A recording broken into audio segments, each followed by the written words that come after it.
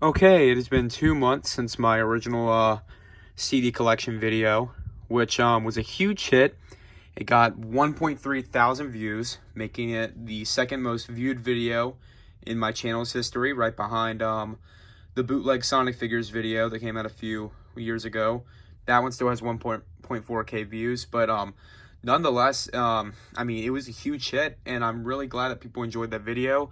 I got a lot of very kind comments on it, so that really means a lot. But yeah, thank you guys for checking it out, and yeah, since you guys like it, I will post regular CD collection updates. But yeah, so also some big channel news before we get started. We are at 96 subscribers last time I checked. So if we can get 4 more subscribers, then I will do a 100 subscriber special for you guys, just to thank you all for, just viewing my stuff and checking it out. It really means a lot. And yeah, I'm glad you guys are enjoying it. So I'm gonna put out more stuff for you guys, and I enjoy making it too. Yeah, it's just I'm really happy how things are going with the channel right now. But so thank you guys. But anyways, I thought I'd bring us back to the CD shelf today because I want to go over some updates to my CD collection. So yep, as you can see, the collection's grown. It's reached this shelf right here.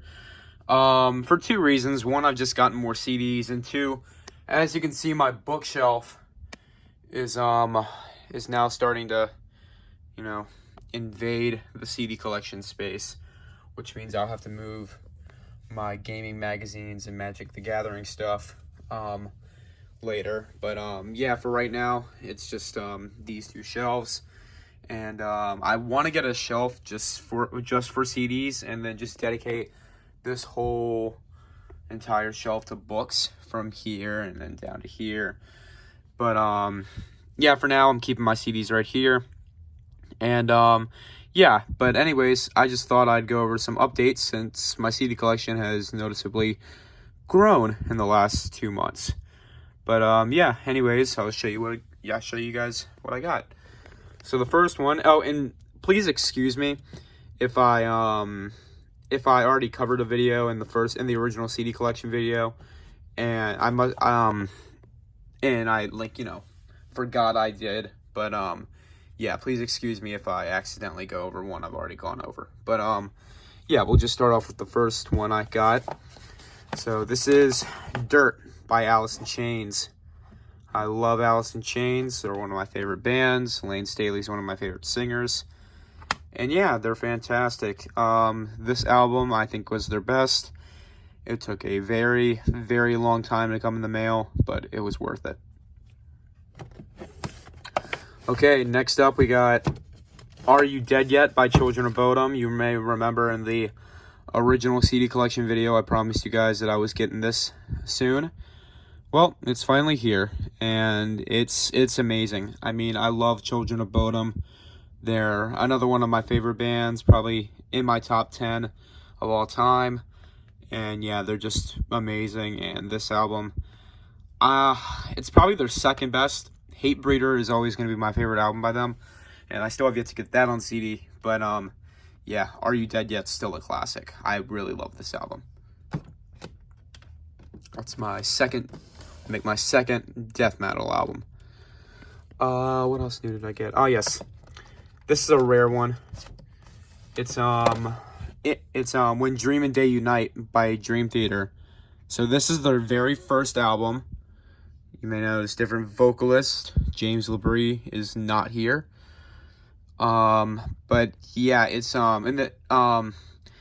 excuse me if I mispronounce the name. Charlie Do. I can't really see it. Charlie Dominici. I hope I'm pronouncing that right. I apologize if I'm not, but he's a good vocalist too. And this album is it has not aged well. The production quality is kind of crappy, but I mean, the It's a Jam and Fortune and Lies and The Killing Hand are classic songs. And, you know, I'm really glad I picked this up because this isn't one you find often. I had to get this because it's not available on Spotify or any streaming in America.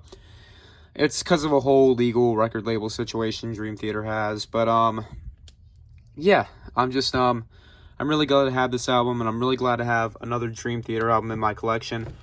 I plan on getting Octavarium and also Metropolis Part 2 as far as Dream Theater goes.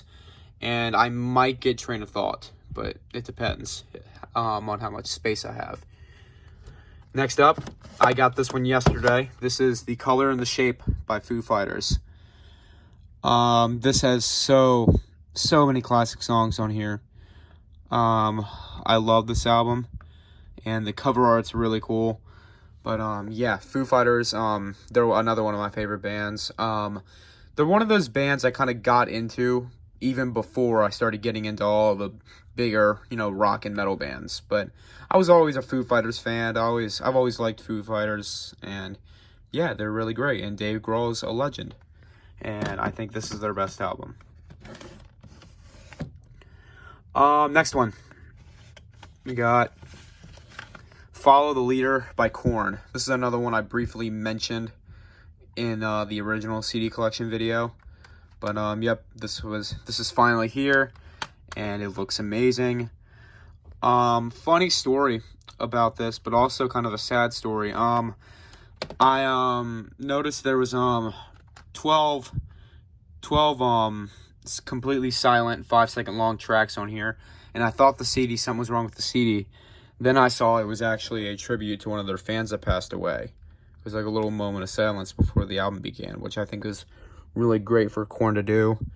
But yeah, and then I didn't realize till later that the album actually starts at track 13.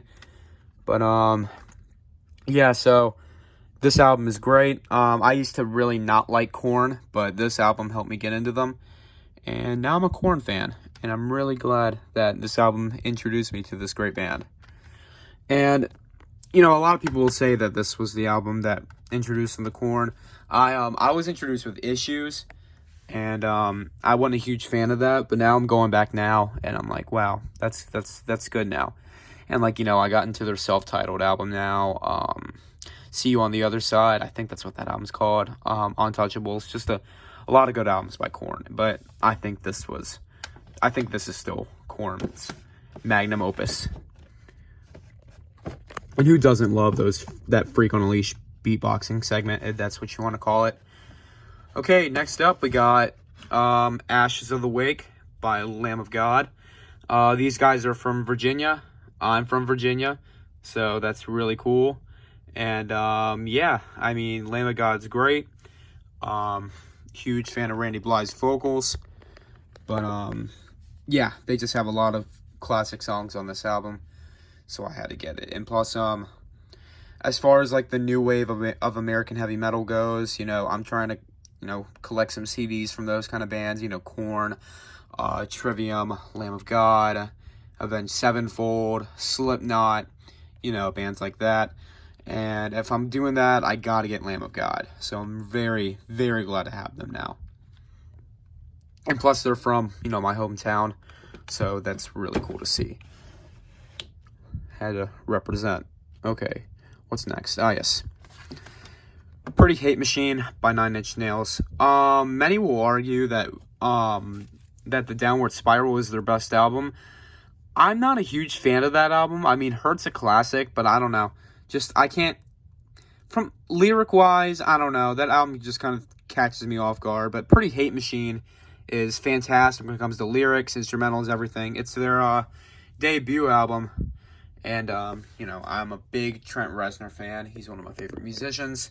And I think he really did good on this album. And like Korn, I really was not a big Nine Inch Nails fan. But before I listened to this album, and I was like, wow, that's really good. So yeah, this is another album that got me into a great band that I did not previously like. So I respect this album a lot. And funny enough, this is a debut album from 1989. This is also a debut album from 1989, and I got these on the same day. So I just think that's hilarious. Nine Inch Nails just has a great industrial metal sound, though. So that's why I like them. Here we go. Okay, what's next? I'm going through my collection right now, seeing what I've already covered and what I haven't. Yes. Whoops. Yep. Next is Volume 3, The Subliminal Verses by Slipknot. I really wanted to get Iowa, but I decided to skip over and just, get the album that really, introduced me to Slipknot's sound. I mean, I wasn't introduced to Slipknot until, I was introduced to Slipknot with Psychosocial off the All Hope Is Gone album, but I really started to get into their music after listening to multiple tracks from this album. So I guess you could say this is the album that got me into Slipknot, and I've always liked Slipknot. They've always been one of my favorite bands of all time. I have a poster of them, a shirt of them, but, yeah, they're one of my favorite bands, and I owe it all to Volume 3, so I had to get this. Of course, Duality's Legendary, Before I Forget, Legendary. Vermilion and Vermilion Part 2 are both legendary. I mean, this is just a great album. And, you know, Iowa is legendary, and some would argue it's the best Slipknot album. It's definitely the most extreme Slipknot album, but I can see why people think it is the best. And, you know, I'd be a little bit inclined to agree. But, you know, I had to go with this one first to get. But I do plan on getting Iowa soon. So we put that right next to self-titled. I don't know if I'm going to get All Hope Is Gone or any of the, or the Great Chapter or We Are Not Your Kind, just to save space. And then what else? I think we're running out of new material. Oh, no we're not. Hang on. Next up we got Sublime, self-titled. So this is the last album Sublime ever put out, and it's still a classic. It's so chill. I mean, I can come home from school on a Friday, pop this in, and just listen to it over and over again. I love this album. It's the most chill album ever. It's relaxing. It's something I've fallen asleep to on occasions. But, yeah, and you know what I got? It's just a classic song. So is Santeria. Doing Time's classic. There's just so many classic songs on this album. I really do like Sublime. But yeah, they're great. Okay, one last album for you guys that I got, and oh no, this is out of order. All right, one last album. If Van Halen wants to cooperate with me, there he goes. Last one is Who's Next by The Who.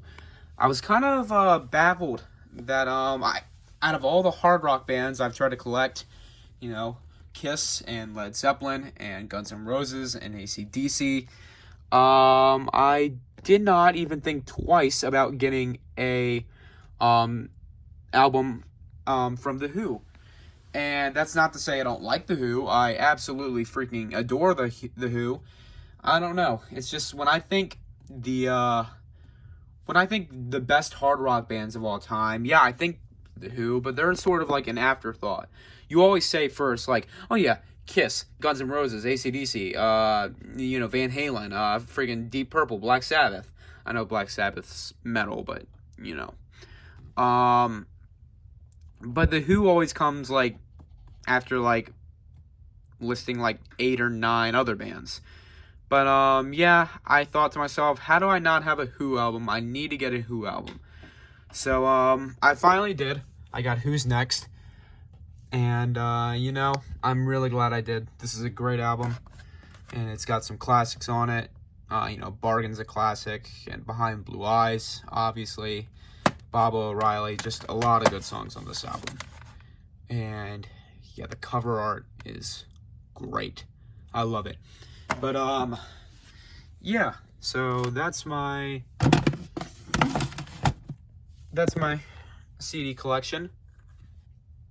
And, yeah, I do plan on getting some other ones. I plan on adding some White Zombie and Rob Zombie to the collection soon. I plan on getting Melancholy and the Infinite Sadness by Smashing Pumpkins very soon. What else? Soundgarden, Super Unknown. Deftones' White Pony, Deep Purple's Machine Head, Bathory's Nordland 1. You know, I plan on getting all those very soon. It may take a while, but you know, they're on my watch list. And yeah, once I get those and some other CDs, I'll do another update to show you guys. But for now, here's the collection, and thank you guys for the subs, and thank you guys for all the views and comments and likes on the original CD collection video. But yeah, anyways, I'll catch you guys later. Goodbye.